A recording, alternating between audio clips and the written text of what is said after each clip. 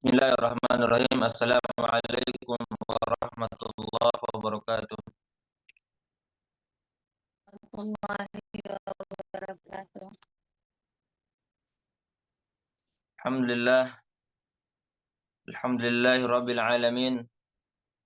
Wassalatu wassalamu ala asrafil anbiya'i wal mursalin. Asyhadu an la ilaha illallah wahdahu la syarika wa rasuluh.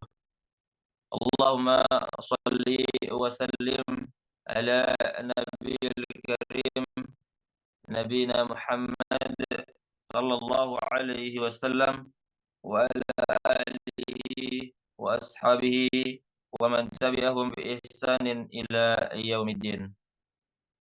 Alhamdulillah, puji dan syukur kepada Allah Subhanahu wa taala yang masih memberikan kita nikmat iman, nikmat Islam, dan juga tentunya nikmat sehat wal afiat. Salawat beriring salam senantiasa kita sampaikan pada Rasul mulia baginda Rasulullah sallallahu alaihi wasallam. Semoga lisan kita ikuti baginda Rasulullah sampai kiamat.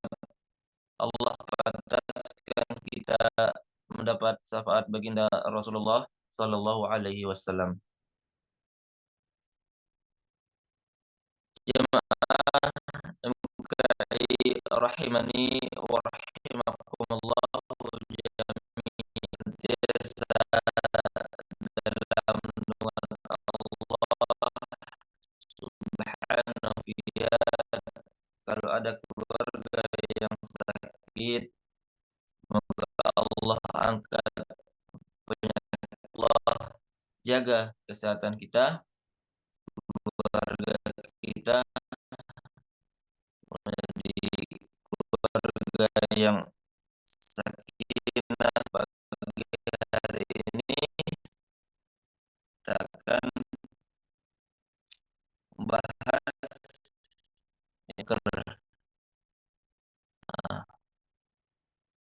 alhamdulillah kita sudah terhubung dengan kita Ustaz Sahal Al-Mudhafari. Assalamualaikum Ustaz. Masya Allah. Alhamdulillah. Ya, jamaah rahimani wa rahimakumullah jami'an. Ternyata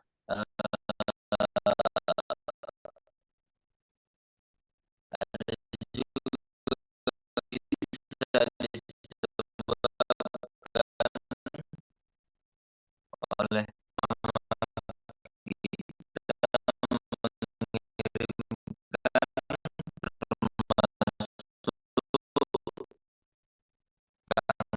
dan disembuhkan dengan ruqyah, dijelaskan oleh guru kita. Tentunya bagus dan tentunya bisa kita coba terapinya nanti ya. Nanti kita sama-sama kita dengarkan dari guru kita bersama. Baik para jamaah rahimani wa rahimakumullah, ya. Mari sama-sama kita dengarkan bersama, kita menyimak agar kita terhindar dari penyakit-penyakit, terutama penyakit non medis ya. Baik, kepada Al-Ustaz kami persilahkan. Baik, bismillahirrahmanirrahim. Assalamualaikum warahmatullahi wabarakatuh. Waalaikumsalam warahmatullahi wabarakatuh.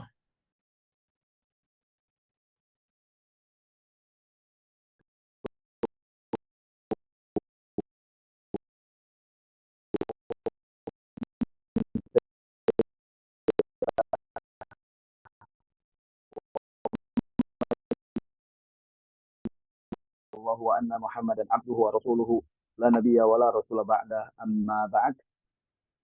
فإن أصدق الحديث كتاب الله وخير الهدي هدي محمد صلى الله عليه وسلم وشر الأمور محدثاتها وكل محدثات بدعة وكل بدعة ضلالة وكل ضلالة في النار. Jamaah Majelis Keluarga Indonesia yang dimuliakan Allah Subhanahu wa taala, para pengurus MKI yang semoga terus mengalir deras pahala-pahala jariah sampai pada saat meninggal dunia pun akan mendapatkan terus pahala yang mengalir karena memfasilitasi kajian-kajian hari demi hari, ya, waktu demi waktu untuk jamaah Majelis Keluarga Indonesia. Ini sebuah fasilitas yang sangat luar biasa, di mana Allah juga selain menurunkan ampunan-ampunannya, Allah menurunkan keberkahan-keberkahan, terkhusus untuk para pengurus, terkhusus juga untuk kita kaum muslimin yang bergabung di dalam Majelis Keluarga Indonesia.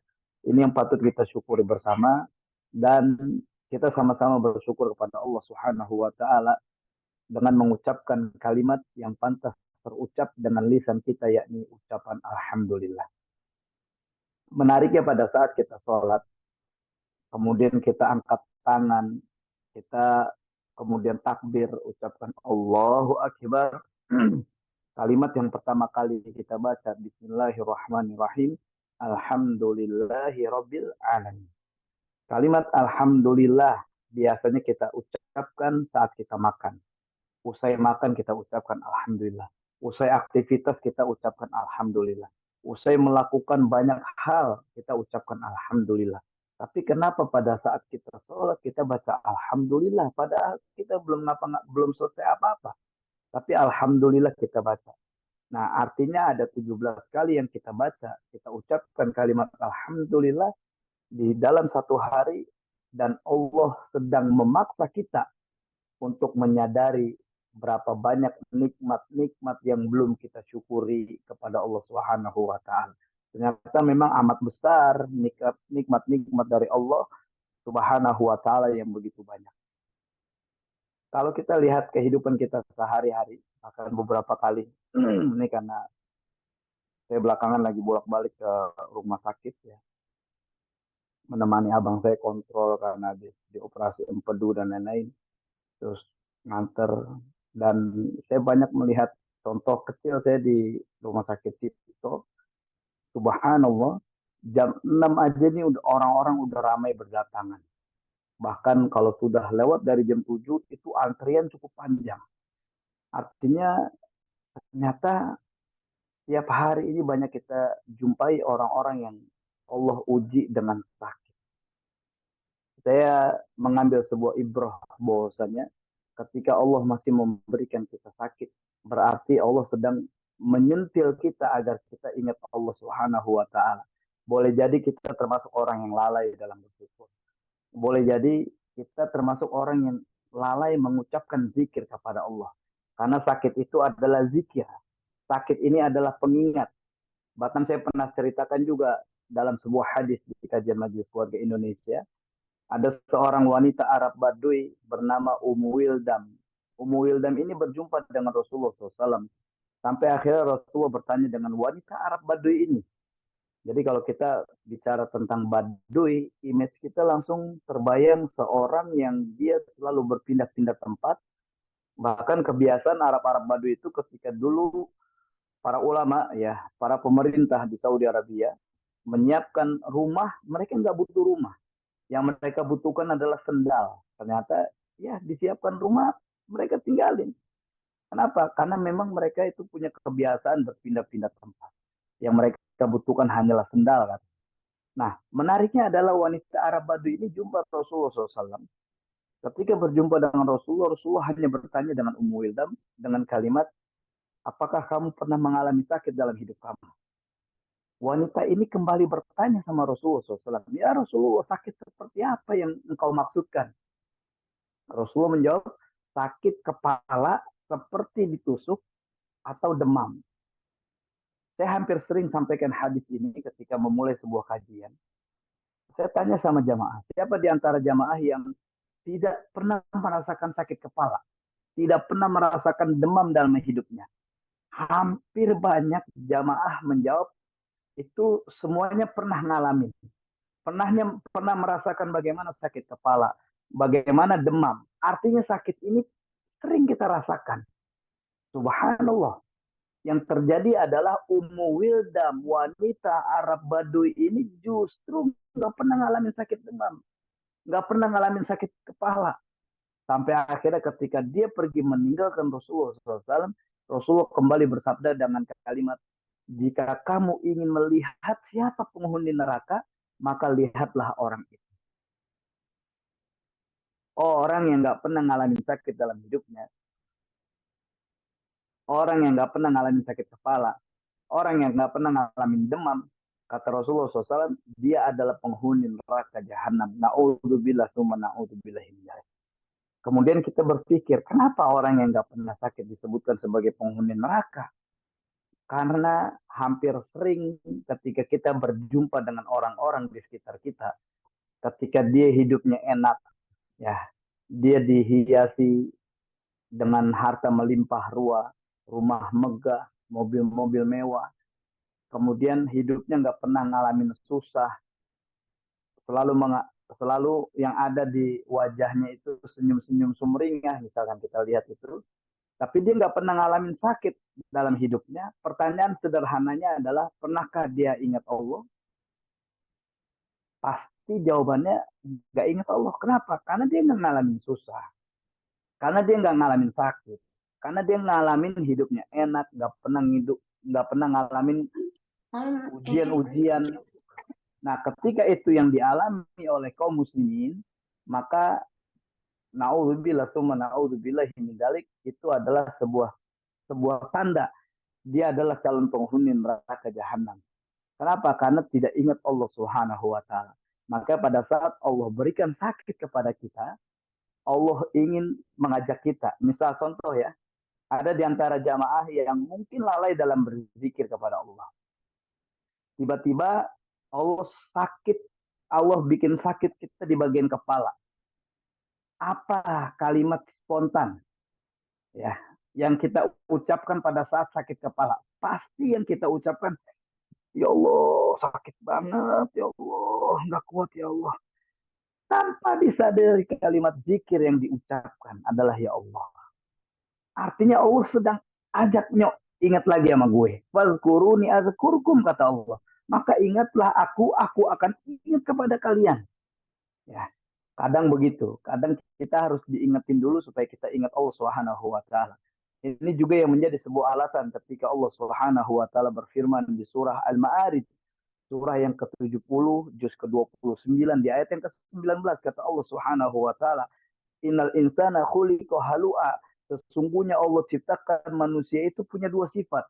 Sifat yang ada di dalam diri manusia, seluruh manusia yang Allah ciptakan, khuliqa halu'a di sini adalah berkeluh kesah dan kikir. Ternyata kita semua ini ada sifat keluh kesah, ternyata di antara kita ini ada sifat kikir. Kita akan bertanya, kapan kita akan merasakan keluh kesah? Kapan kita akan senantiasa berkeluh sama Allah, ya Allah, susah banget, ya Allah, sakit banget. Kapan itu terjadi? Di ayat selanjutnya Allah sampaikan, idza massahu syarru jazua.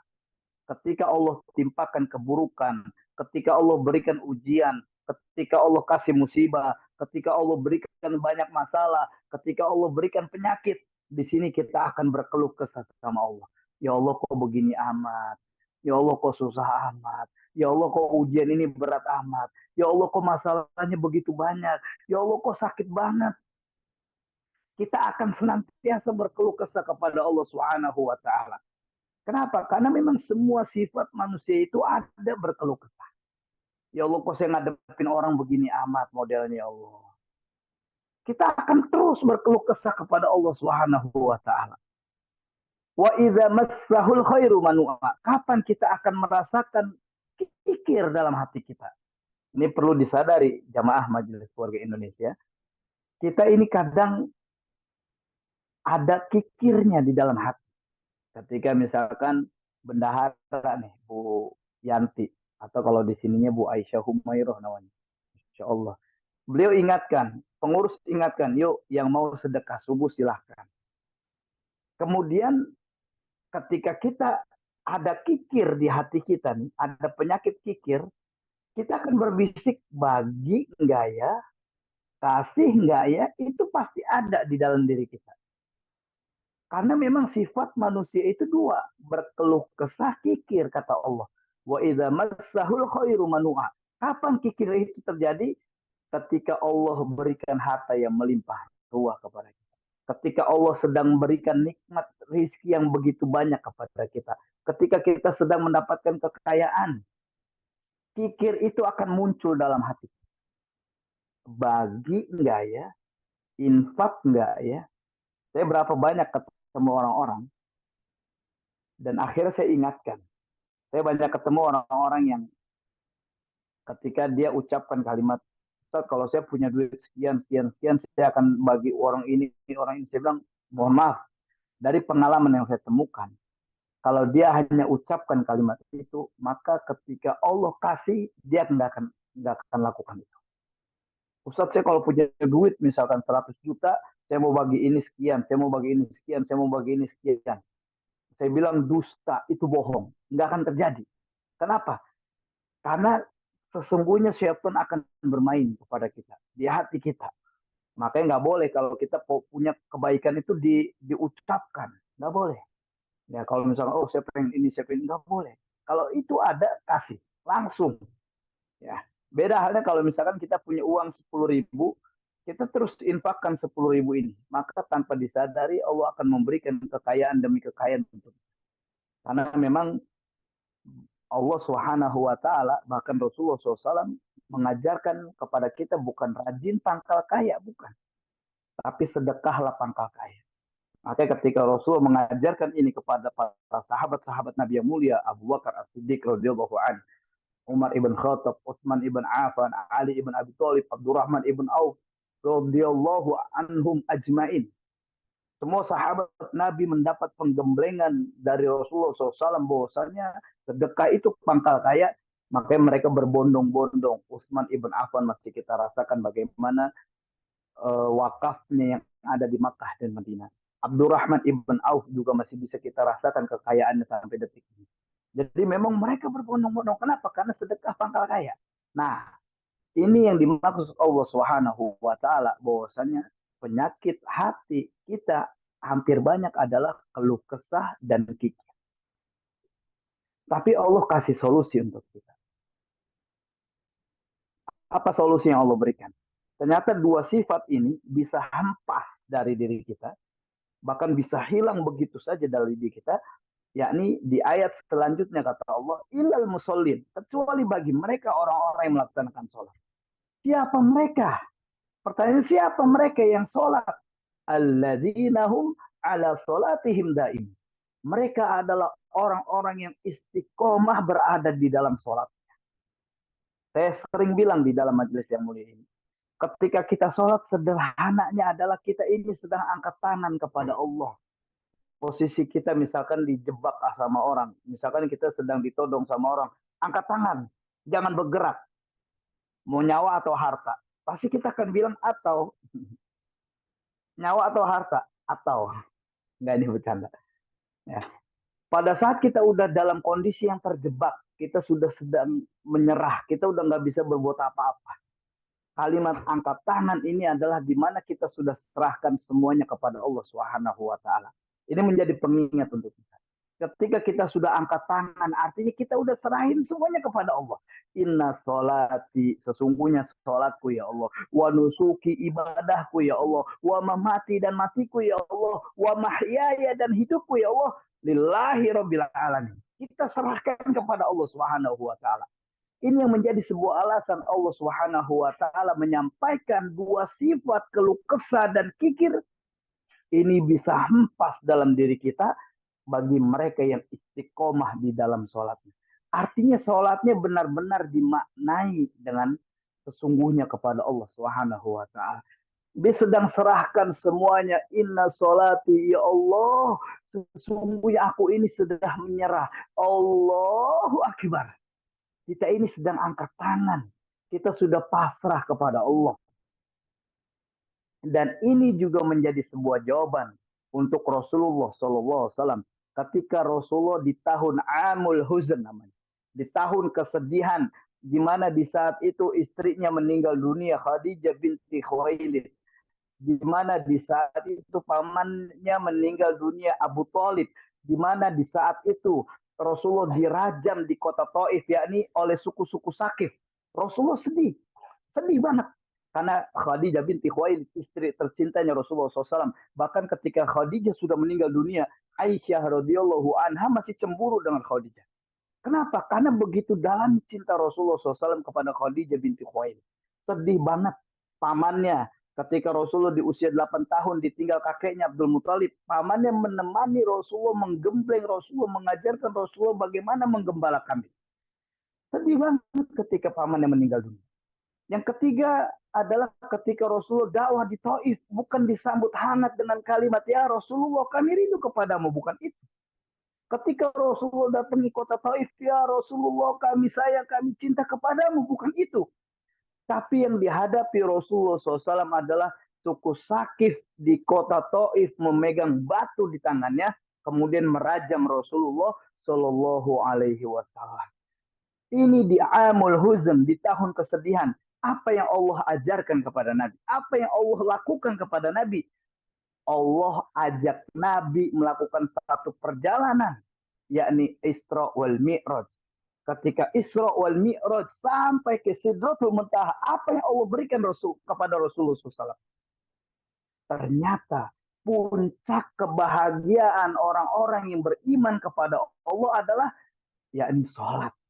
Allah hadiahkan Rasulullah untuk umatnya untuk sholat. Ini menjadi sebuah jawaban Rasulullah SAW. Puncak kesedihan. Ketika kesedihan ini bisa hampas begitu saja, yakni dengan sholat. Kenapa? Karena pada saat sholat kita ini angkat tangan. Dan sesungguhnya di saat kita sedang angkat tangan, maka Allah akan turun tangan. Ini menjadi sebuah alasan Allah Subhanahu wa Ta'ala ajarkan bahwasanya dua sifat keluh kesah dan kikir akan hilang dalam diri kita kepada mereka orang-orang yang melakukan sholat. Siapa mereka? Yang istiqomah berada di dalam sholatnya. Oleh karenanya mari jamaah Majelis Keluarga Indonesia, saya sengaja membuka sebuah muqaddimah karena kita akan bicara tentang penyakit. Ini bahwasanya muqaddimah ini menjadi pengingat bagi kita bersama. Sesungguhnya penyakit yang Allah berikan, wujud di mana Allah ingin sadarkan kita kembali berzikir kepada Allah, kembali mengingat Allah Subhanahu wa Ta'ala. Yang kedua, ketika Allah kasih sakit kepada kita, sakit itu adalah tauhid. Kenapa tauhid? Kita sering bilang dengan kalimat iyyaka na'budu wa iyyaka nasta'in. Hanya kepadamu kami menyembah, hanya kepadamu kami mohon pertolongan.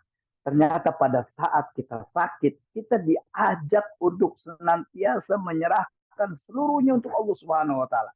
Pada saat sakit, kita diingatkan bahwasanya sembuh hanya milik Allah Subhanahu wa Ta'ala. Makanya Nabi Ibrahim alaihissalam ketika sakit, wa idza maritu fa huwa yashfin. Ya, ketika aku sakit maka Allah lah yang menyembuhkan. Ya.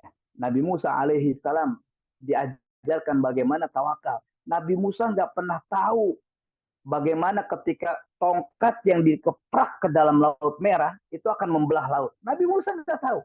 Tapi karena dia sudah melakukan upaya penuh, menyerahkan seluruhnya kepada Allah, disinilah Allah akan turun tangan.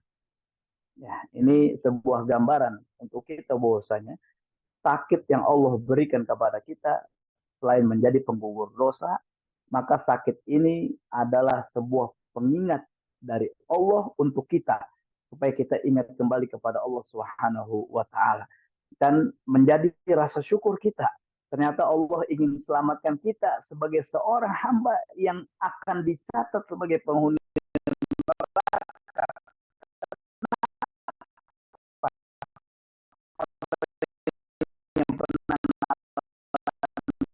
neraka dari Allah Subhanahu wa Ta'ala. Amin Allahumma amin.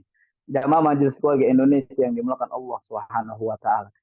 Kemudian yang kedua, ketika saya ada kitab namanya dalam kitab Tibun Nabawi, pengobatan cara Nabi.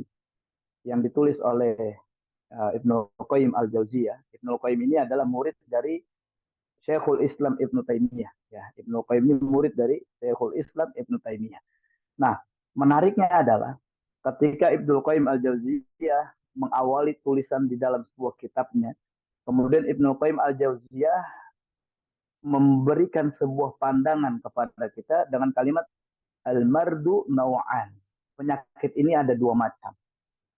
Pertama, mardul qulub, yakni ada penyakit hati, ya. Penyakit hati itu banyak, ada syak, ada keraguan-raguan, ada subhat, ya. Penyakit hati itu masuk dalam penyakit hati. Kemudian ada mardul jism, penyakit tubuh kita, organ-organ tubuh. Subhanallah, ini menjadi sebuah gambaran untuk kita.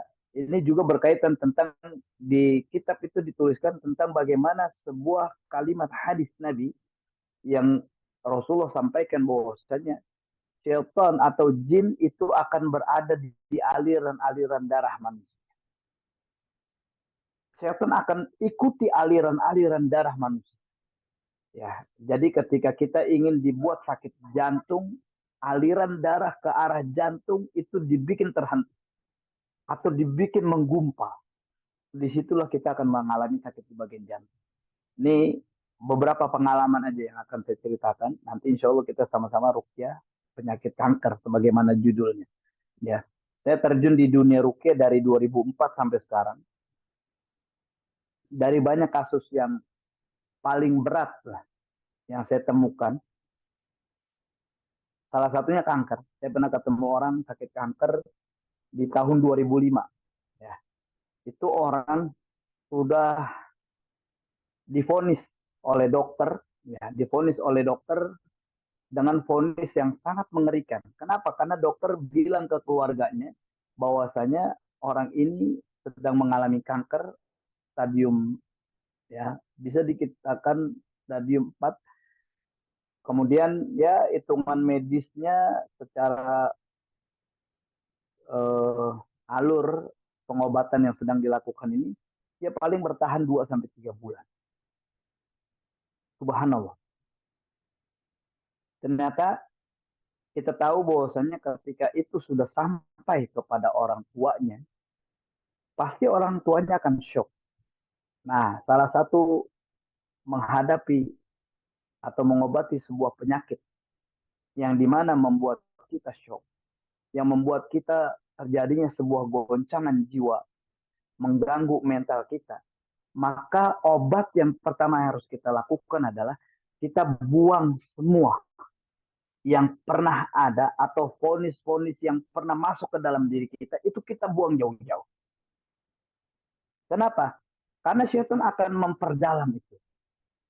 Syaitan akan membuat kita kejebak dari sebuah goncangan jiwa yang kita alami.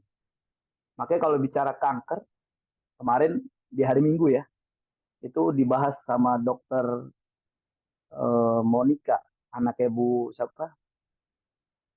Bu yang Depok tuh. Bu Elvina. Bu Elvina. Ya, Bu Elvina.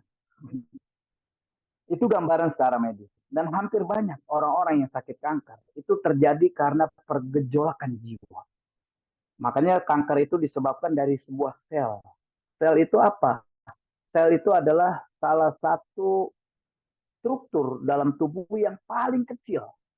Makanya kalau kanker sudah masuk ke dalam sebuah organ tubuh, misalkan sampai ke mata, maka dia akan disebut kanker mata. Ya, kalau dia masuk ke rahim, kanker rahim. Kalau dia masuk ke payudara, kanker payudara. Jadi itu sebabnya dari sel. Nanti kita akan bicara dari sel itu akan ada kromosom yang berjumlah dengan jumlah 46. Nanti ada di dalam sel itu ada DNA. Terus dari DNA ada sebuah wah ini sesuatu genetik. Terus masuk ada dalam sebuah informasi genetik. Nah, nanti ada sebuah ruang di mana disitulah awal mula jin bermain di dalam tubuh kita. Nah, ini sebenarnya ketika kita bicara tentang medis, memang ada kaitan dengan medis, tapi subhanallah dari banyak penemuan yang dibaca, yang saya baca di dalam kitab Tibun Nabawi, Ibnu Qayyim al-Jauziyah memberikan sebuah gambaran bahwa 70% itu psikis dan 30% itu medis. Coba kita lihat ini contoh, mohon maaf, saya bukan mau menggurui para guru di sini, para dokter, ya. Contoh misalkan pada saat kemarin terjadi COVID-19, ya. COVID-19, apa yang dianjurkan sama para dokter?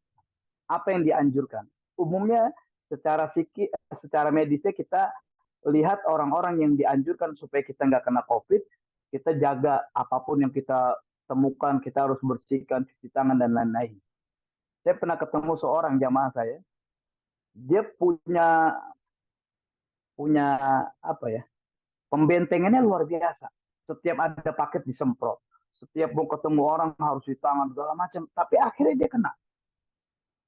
Padahal udah benar-benar menjaga. Kalau kemarin waktu selama COVID hampir 2 tahunan lebih, saya termasuk yang sering bolak-balik ya diundang ke mana namanya beberapa rumah sakit. Bahkan saya banyak ketemu orang-orang yang sakit COVID secara langsung, yang saturasi rendah. Ya. Nyata yang disarankan itu oleh dalam sebuah kitab Ibnu Qayyim al-Jauziyah adalah bikin hatinya bahagia. Ya, bikin hatinya bahagia. Itu yang membantu. Makanya ketika kita mengkondisikan hati kita bahagia, terus kalau kemarin dalam di pelajaran kemarin ketika kita mengalami sebuah COVID-19, kemudian COVID ini diketahui bahwasanya pokoknya nanti akan mewabah kepada gini, kalau ketakutan demi ketakutan yang disampaikan, itu justru akan semakin kena diri kita.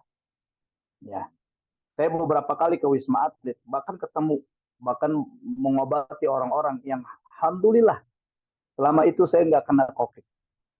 Kenapa? Karena memang saya menerapkan di dalam sebuah kitab Tibun Nabawi Ibnu Qayyim al-Jauziyah bahwasanya pertama hati kita bikin bahagia. Terus jangan sampai ada ketakutan di dalam hati kita. Ya, karena memang sesungguhnya kalau sudah takut, ini sebuah intimidasi syaitan. Kalau hati kita sudah mulai takut, maka itu akan mudah terkena. Contoh misalkan ketika orang kena sihir, di mana sihir itu akan masuk? Awalnya setan melakukan intimidasi dulu. Itu ada kembang ditabur di rumah kita. Itu intimidasi sebenarnya. Untuk mensugesti kita. Kalau kita sudah kena dalam sebuah sugesti yang dilakukan oleh bangsa jin atau syaitan, dalam hal ini dengan intimidasinya, kemudian kita ada rasa takut, maka di situ sihirnya akan masuk. Gitu. Jadi memang ada intimidasi dulu sebelumnya, dibikin ketakutan. Makanya ketika kita sudah mulai takut mati, di situ penyakit itu mulai masuk, merembak di dalam tubuh kita. Bahkan bisa menguasai organ tubuh kita. Makanya sebuah gambaran dalam hadis sahih mulia, Rasulullah SAW hindari sakit wahan. Wahan itu apa? Hubbud dunia, cinta dunia, wa karahiyatul maut, dan takut kepada kematian. Makanya kemarin COVID-19 itu sangat disayangkan. Berapa banyak orang-orang yang ketakutan, yang sangat luar biasa, sehingga dari ketakutan itulah yang menyebabkan mereka sampai terkena COVID-19.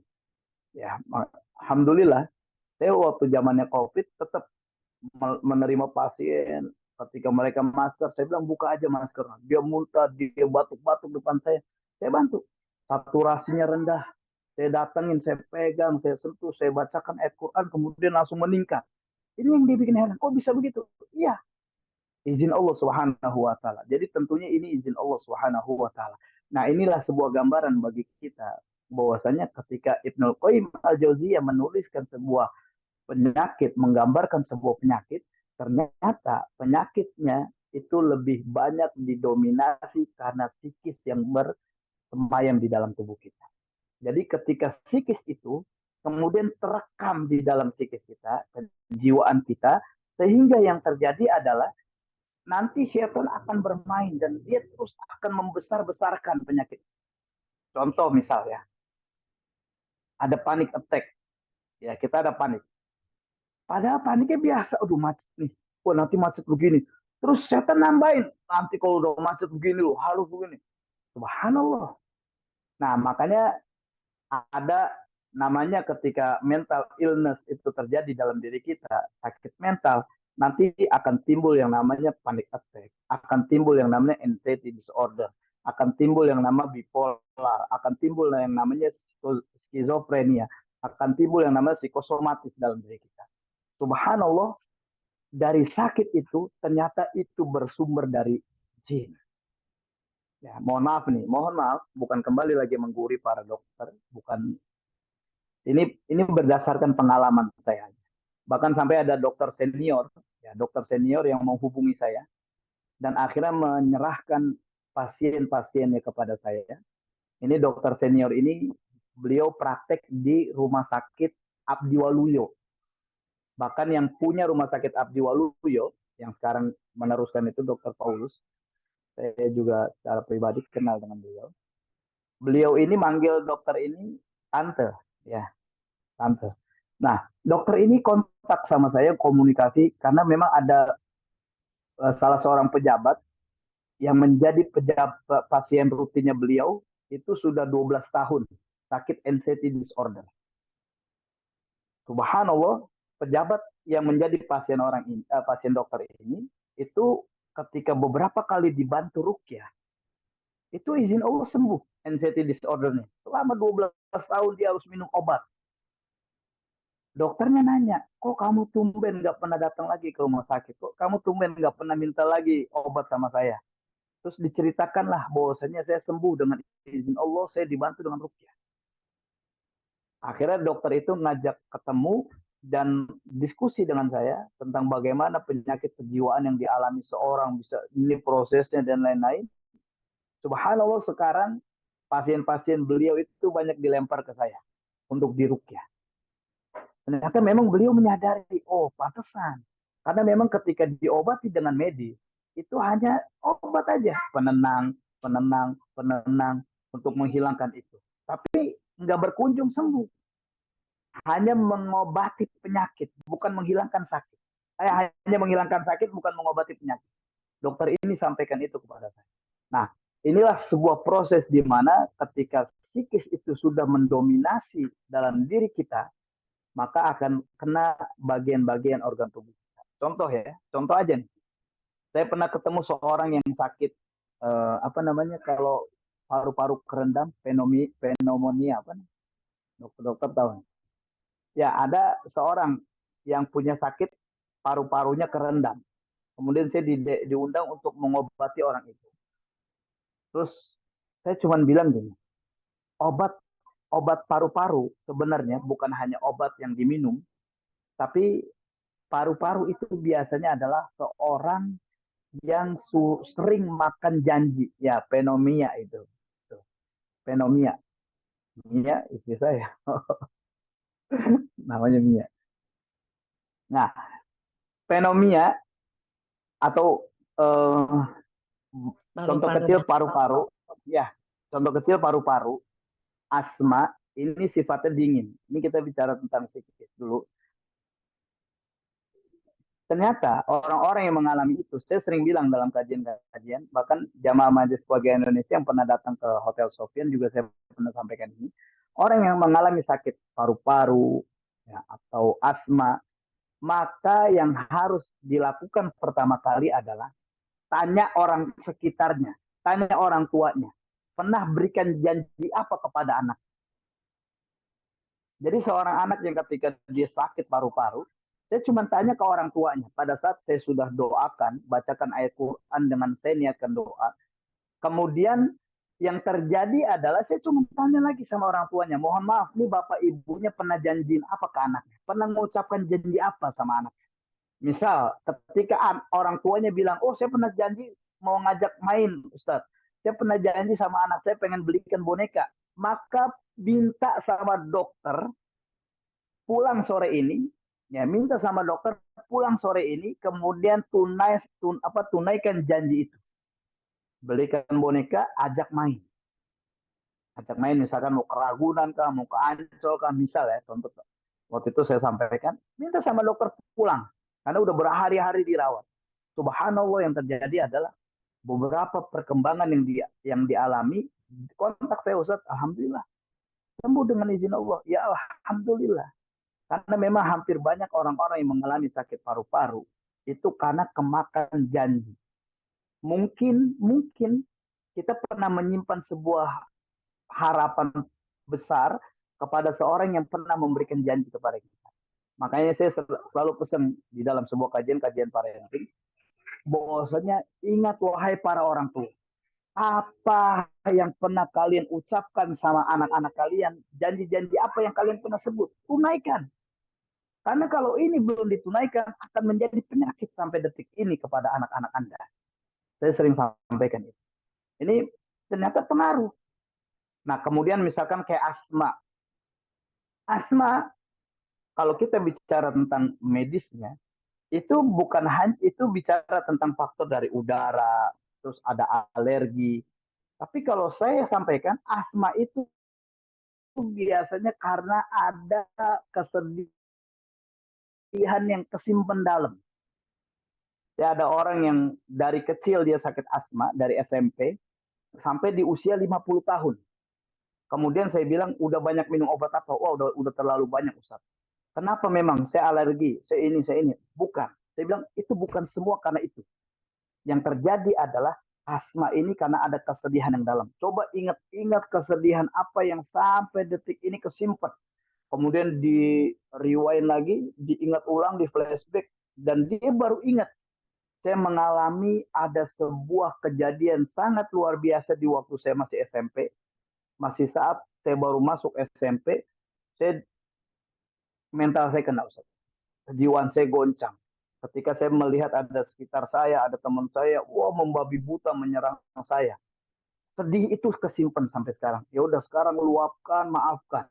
Dan akhirnya kembali ketemu sama saya tanya gimana asmanya. Alhamdulillah, Ustaz. Sekarang saya udah nggak ngalamin asma. Iya, karena memang ada kesedihan yang kesimpan dalam. Dan disitulah jin akan bermain. Disitulah jin akan memanfaatkan kesempatan yang tadinya biasa aja, tapi ketika jin bermain, dia seperti dalam. Ini mohon maaf. Makanya buat jamaah Majelis Keluarga Indonesia, yang kalau di dalam,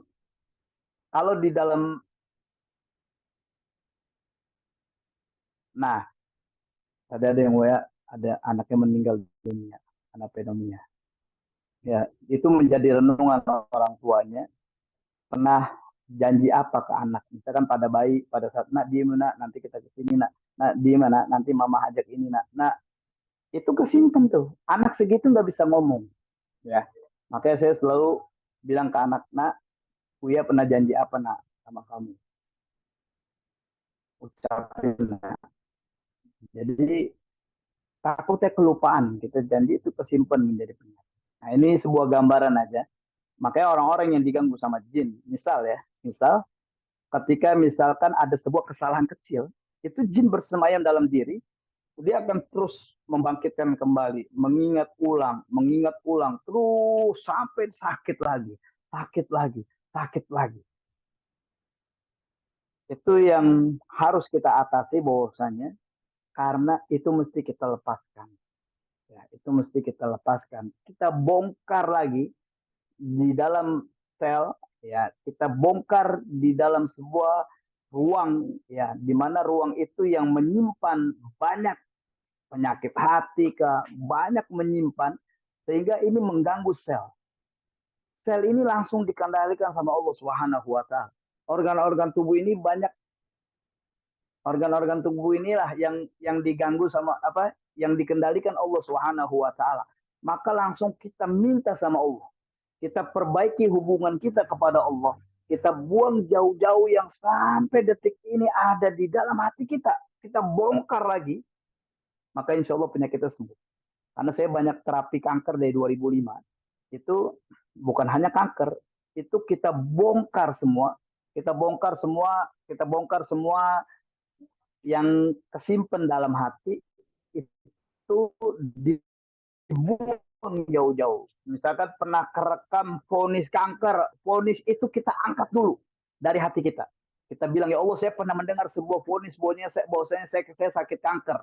Maka salah satu obat yang terbaik adalah angkat sebuah kalimat vonis dalam diri kita. Kemudian kita buang jauh, kita hempaskan sejauh mungkin. Ini menjadi obat. Ya, jangan sampai itu tersimpan. Bosannya saya kanker. Enggak, buang jauh-jauh dulu deh. Nah, itu menjadi obat bersama buat kita. Ya, ini sebuah gambaran aja. Misal orang mengalami diabetes. Saya hampir sering bilang bahwasanya coba periksa masing-masing buat jamaah. Di antara jamaah misalkan ada orang yang sakit diabetes. Hampir banyak sakit-sakit diabetes itu karena kekhawatiran berlebih. Biasanya orang-orang diabetes itu punya kecemasan tinggi. Mestinya kita orang-orang beriman tetap tenang. Ketika ada satu hal apa, kita tenang. Oke, bismillah. Karena ada sebuah kisah, ini sebuah kisah menarik. Ya, sebuah kisah menarik.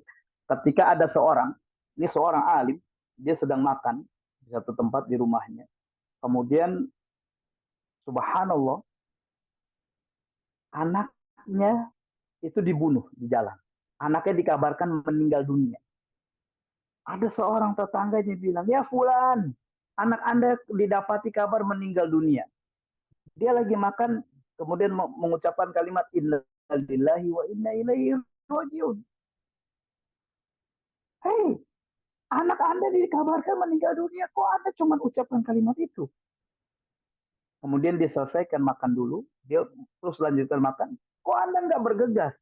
Kemudian disampaikan, Allah perintahkan saya. Ketika ada yang meninggal, ucapkan kalimat. Ketika didapati kabar musibah, ucapkan innalillahi wa inna ilaihi rajiun. Karena sesungguhnya ini milik Allah dan kembali Allah kembali. Kemudian Allah juga mengajarkan saya. Rasul saya mengajarkan saya kalau lagi makan, selesaikan dulu makan. Habiskan dulu. Agar tidak mubazir. Gitu. Jadi ini sikap orang beriman kepada Allah. Makanya hampir banyak orang-orang yang mengalami sakit diabetes itu karena kecemasan berlebih. Atau punya rasa khawatir yang tinggi. Terus darah tinggi, darah tinggi ya, tekanan darah tinggi. Itu biasanya karena tidak bisa memanage emosinya dengan baik. Tidak bisa memanage emosinya dengan baik. Terus menariknya adalah eh, tidak bisa manage emosi dengan baik. Terus sakit apa lagi? Misal saya pernah ketemu ginjal ya. Ini ternyata memang selain ginjal itu berawal dari karena kurang minum, mungkin terus terlalu banyak makanan-makanan yang akhirnya bisa menjadi endapan dalam ginjal. Ginjal itu biasanya disebabkan karena seorang yang sering kalau udah marah meledak-ledak. Maka hati-hati nih buat jamaah.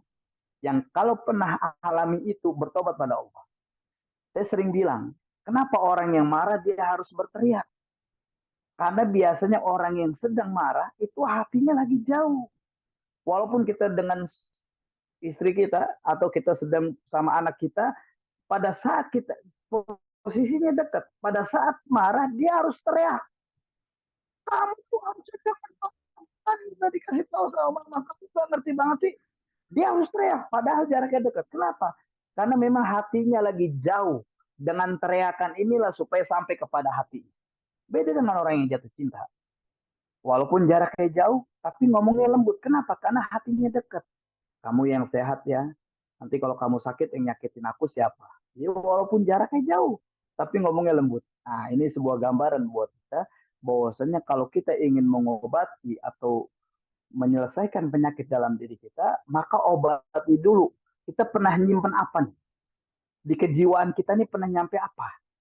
Dan sebuah kabar gembira buat jamaah Majelis Keluarga Indonesia, bahwasanya syaitan ternyata dia itu hanya mampu mengganggu kita hanya sampai pada halaman hati aja. Halaman hati ini sekitaran dada. Ya, bukan sampai masuk ke dalam hati, bukan. Tapi hanya di halaman hati. Halaman hati aja begitu dahsyat godaannya. Was-was yang luar biasa, terus kecemasan tinggi. Makanya di dalam Quran surah An-Nas, Allah Subhanahu wa taala berfirman, "Qul a'udzu birabbin nas, malikin nas, ilahin nas, min syarril waswasil khannas, alladzi yuwaswisu fi sudurina." Alladzi yuwaswisu fi sudurina. Kalimat Allah menggunakan kata fi sudurina. Di dalam dada manusia.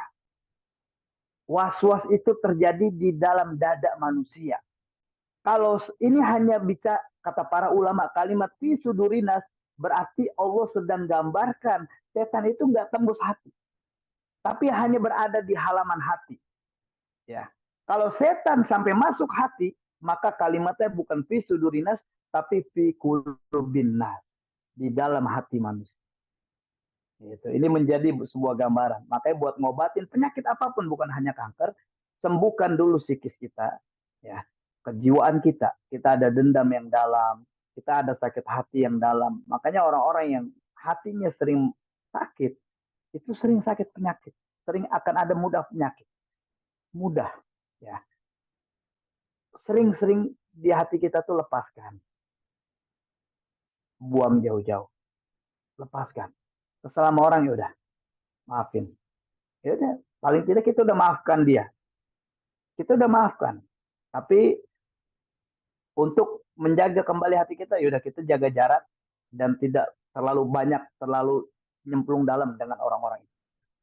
Cukup kita maafkan, ikhlaskan, udah saya maafkan dia. Saya sebel sama dia, oke saya maafkan dia. Itu salah satu obat yang kita harus jalani ketika kita mau meruqyah penyakit, misalkan kanker, buang vonis dalam diri kita, maka vonis itulah yang akan menyebabkan kita semakin dalam. Ya, makanya terus biasanya ketika kanker itu terjadi atau penyakit-penyakit yang terjadi, ketika psikis kita terus diobati, kita lepaskan semua jauh-jauh, kita buang jauh-jauh, dan subhanallah yang terjadi adalah ini akan mengobati penyakit-penyakit yang lain. Ya, kalau kita sembuh hati kita, terselesaikan penyakit hati kita, maka penyakit-penyakit lain itu akan sembuh dengan izin Allah Subhanahu wa taala. Nah, makanya ini sebuah gambaran bagi kita semuanya, ya. Selain kanker itu adalah masuk dalam ruang psikis, dia juga ada sihir yang bermain. Jadi nggak semua kanker itu dari sihir, tapi umumnya kanker itu terjadi karena ada sebuah pergejolakan jiwa yang terjadi di dalam tubuh. Tapi ini saya mau sampaikan buat jamaah, silakan kita diskusi bareng. Yang mau nanya-nanya boleh, yang nggak nanya juga nggak apa-apa. Ya, silakan. Ada yang mau bertanya silakan.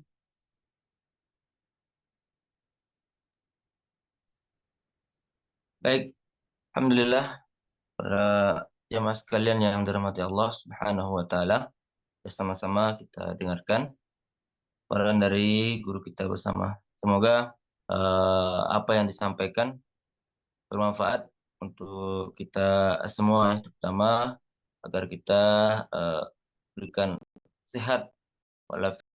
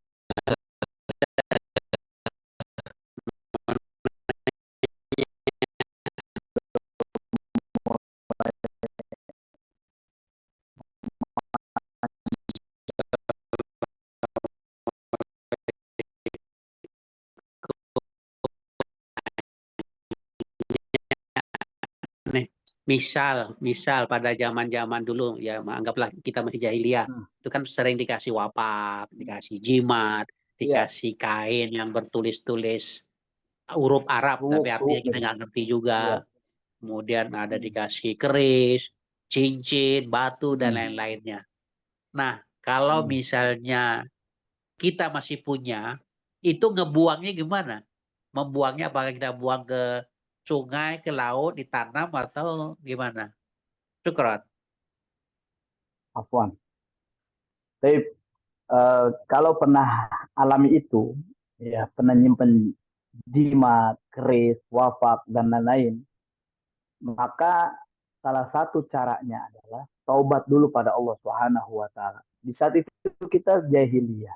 Ya, di saat itu kita nggak tahu apa-apa. Ya. Maka yang harus disampaikan pada Allah, ya Allah kami bertobat kepadamu atas kesyirikan yang pernah kami alami, yang kami pernah lakukan pada saat di zaman-zaman jahiliyah. Nah, itu sampaikan dulu pada Allah Subhanahu wa taala pertobatan itu. Itu yang pertama. Yang kedua batalkan sebuah perjanjian yang pernah terikat. Jadi ketika Pak Husairi misalkan pernah dapat jimat, itu harus diikrarkan. Ya Allah, saya batalkan sebuah perjanjian. Waktu zaman-zaman jahiliyah, saya pernah mendapatkan sebuah wafak, sebuah jimat yang tanpa disadari itu sudah mengikat perjanjiannya kepada bangsa jin. Jadi jin itu memang harus diikrarkan, Pak. Jin itu harus diikrarkan, harus disampaikan secara kita declare gitu bahwasanya ya Allah, saat ini saya batalkan perjanjian di mana saya pernah mendapatkan jimat, ternyata jin menyimpan sebuah perjanjian dengan itu. Saya pernah mendapatkan keris, walaupun saat itu saya nggak tahu apa-apa, tapi saya batalkan perjanjian kepada bangsa jin. Nah, itu harus diikrarkan kalimat itu.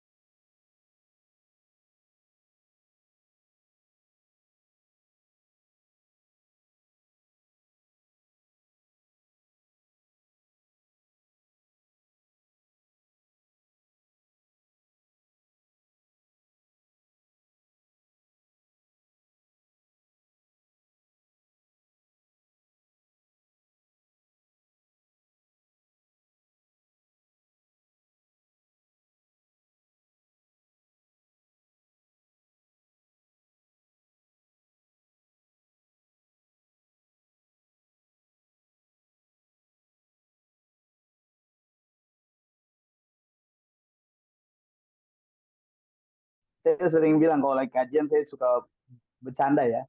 Ini buat masyarakat kaum muslimin bangsa Indonesia yang merasa ditipu oleh janji-janji. Misal mohon maaf, saat ini kita kecewa dengan janji-janji presiden nggak sesuai, maka buang harapan itu. Jangan sampai. Jadi membuangnya itu ketika ikhwan janji, aku janji mau menikahi kamu. Ya. Kalau misalkan ikhwan itu nikah sama yang lain, maka ya Allah, saya buang semua janji-janji itu dan tidak sampai masuk ke dalam hati saya sebagai sebuah harapan. Maka saat ini saya sudah mulai ikhlas atas janji-janji itu. Nah, itu yang bikin nggak jadi penyakit itu gitu. Ya, karena memang mengucap sayang tapi nggak berani datang meminang.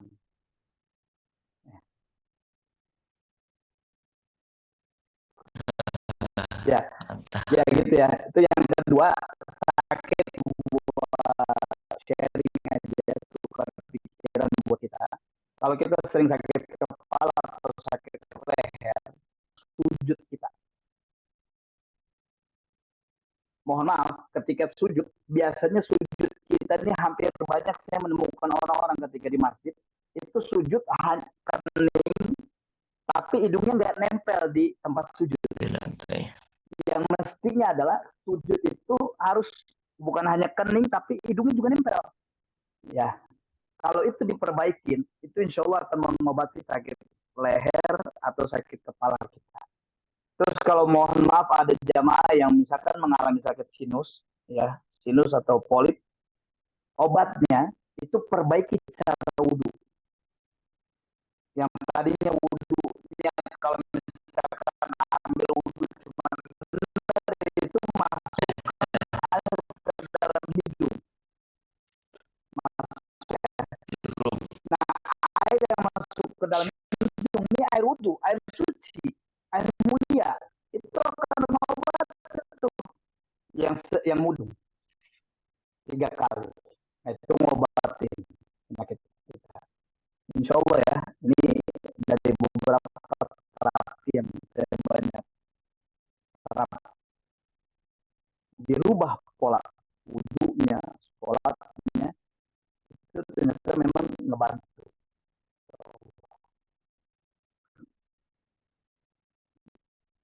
Ya, mau ada terapi Silakan. dirinya masing-masing. Kita coba dadanya, di bagian kepalanya, di bagian pundaknya, di bagian kepala. Astagfirullah wa atubu ilaih. Astagfirullah wa atubu ilaih. Min jami'al ma'asi wa junub la hawla wa la quwwata illa billahil aliyil azim. Astagfirullah wa atubu ilaih. Terus kemudian ikrarkan, ya Allah, jika saya pernah menyimpan sebuah janji dari orang tua, ya misalkan orang tua pernah menjanjikan saya mau belikan saya rumah, orang tua pernah janjikan saya pengen ngajak ke satu tempat tapi belum jadi, orang tua mungkin lupa, dan saya menyimpan ini sebagai sebuah harapan besar, maka saya ikhlas melepaskan semua ini ya Allah. Saya cabut semua janji-janji yang pernah sampai kepada orang tua. Ya, itu sampaikan dulu, ikhlaskan, ya Allah, saya pernah ada kesedihan yang dalam waktu saya masih SD, saya pernah dibully, saya pernah disakiti, dan sampai detik ini masih kesimpan. Saya ikhlas memaafkan semuanya dengan izin, ya Allah. Sampaikan coba. Ketika itu kita lepaskan saat ini insya Allah menjadi obat. Bilang, ya Allah, saya ikhlas, saya ridho, ya Allah, saya maafkan semuanya atas izin. Ya Allah, saya batalkan semuanya. Perjanjian-perjanjian apapun yang pernah terjadi dalam kehidupan. أعوذ بالله من الشيطان الرجيم. بسم الله الرحمن الرحيم. الحمد لله رب العالمين الرحمن الرحيم مالك يوم الدين إياك نعبد وإياك نستعين اهدنا الصراط المستقيم صراط الذين أنعمت عليهم غير المغضوب عليهم ولا الضالين.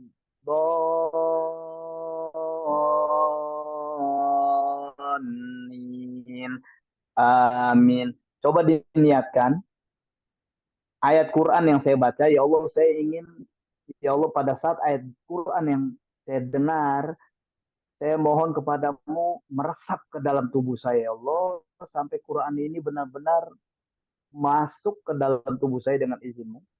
Ya, minta sama Allah agar meresap minimal ke hati, meresap dalam tubuh hamba, kemudian dengan izinmu engkau akan sembuhkan penyakit yang saat ini hamba alami.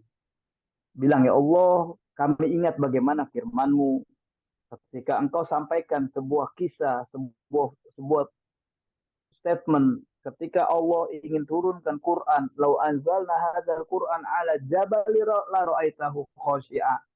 Gunung-gunung hancur ya Allah karena takut kepadamu. Gunung nggak mampu untuk menerima Al-Quranul Karim.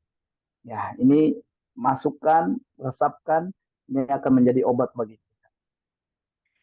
وَاتَّبَعُوا مَا تَتْلُو الشَّيَاطِينُ عَلَى مُلْكِ سُلَيْمَانَ وَمَا كَفَرَ سُلَيْمَانُ وَلَكِنَّ الشَّيَاطِينَ كَفَرُوا يعلمون الناس السحر وما أنزل على الملكين ببابل هاروت وماروت وما يعلمان من أحد حتى يقولا إنما نحن فتنة فلا تكفر فيتعلمون منهما ما يفرقون به بين المرء وزوجه وما هم بضارين به من أحد إلا بإذن الله ويتعلمون ما يضرهم ولا ينفعهم ولقد علموا لمن اشتراه ما له في الآخرة من خلاق ولبئس ما شروا به أنفسهم لو كانوا يعلمون الله لا إله إلا هو الحي القيوم لا تأخذه سنة ولا نوم له ما في السماوات وما في الأرض من ذا الذي يشفع عنده إلا بإذنه يعلم ما بين أيديهم وما خلفهم ولا يحيطون بشيء من علمه إلا بما شاء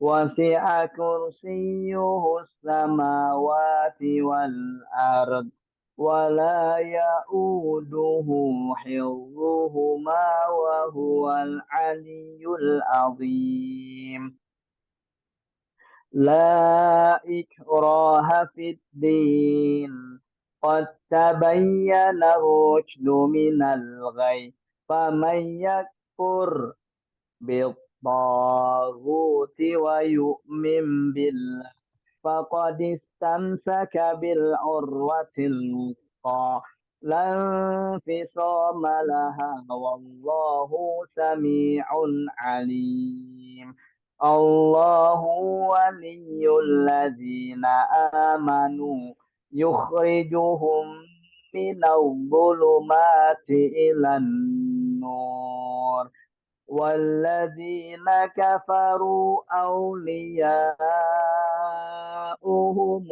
الطاغوت يخرجونهم من النور إلى الظلمات أولئك أصحاب النار هم فيها خالدون لو أنزلنا هذا القرآن على جبل لرأيته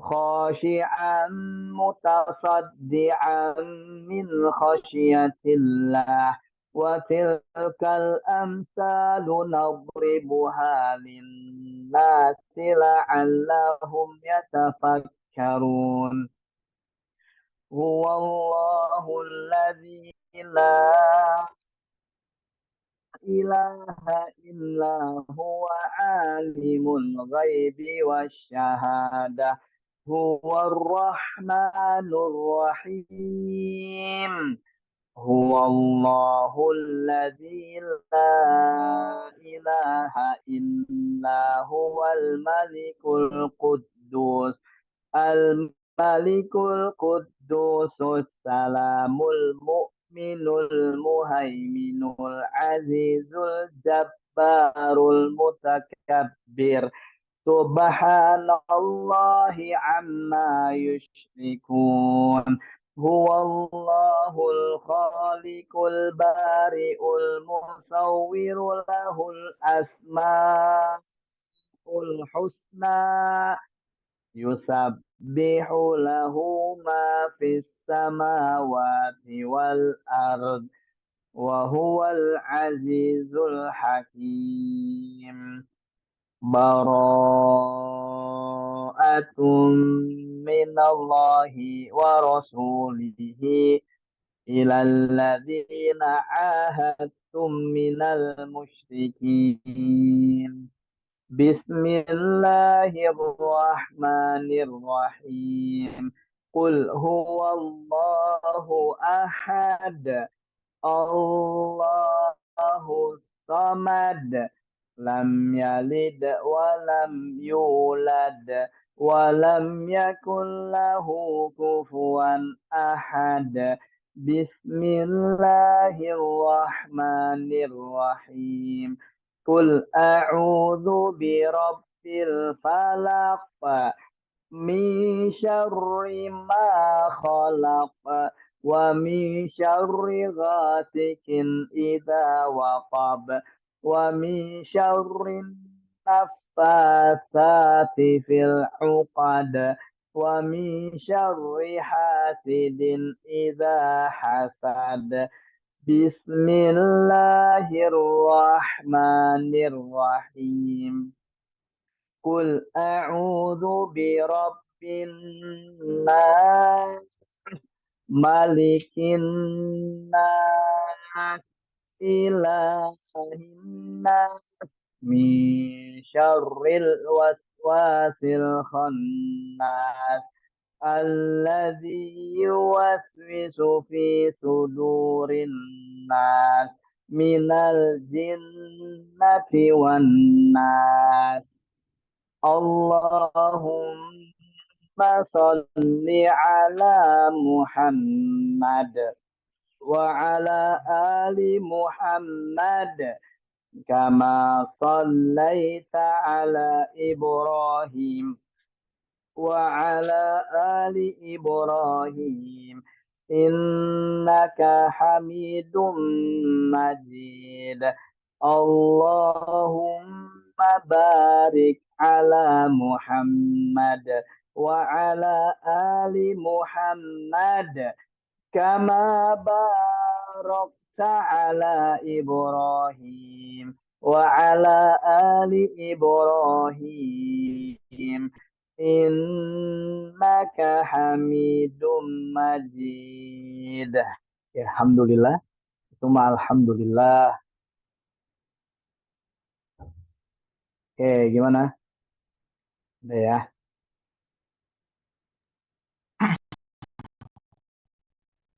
Baik. Alhamdulillah. Alhamdulillah. Baik. Insyaallah. Alhamdulillah para jamaah. Sampai ketemu besok. Sampai ketemu di Kedubes AS Amin. besok. Baik para bunda, para 1 tahun. jamaah MKI rahimani wa rahimakumullah jami'an, kita cukupkan. Semoga apa yang disampaikan pagi hari ini telah bermanfaat dan tentunya bisa kita amalkan. Kemudian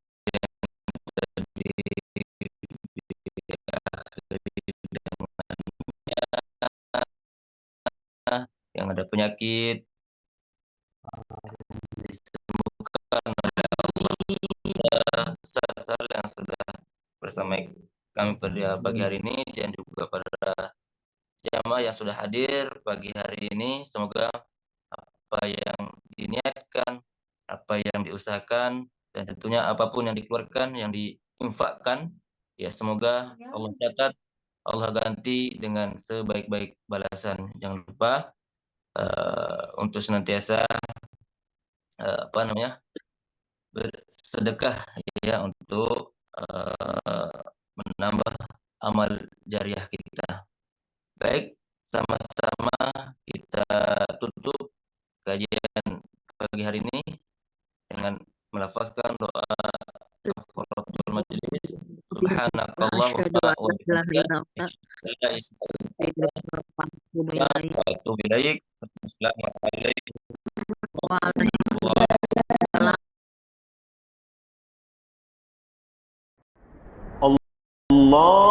اللهم ارحمنا بالقرآن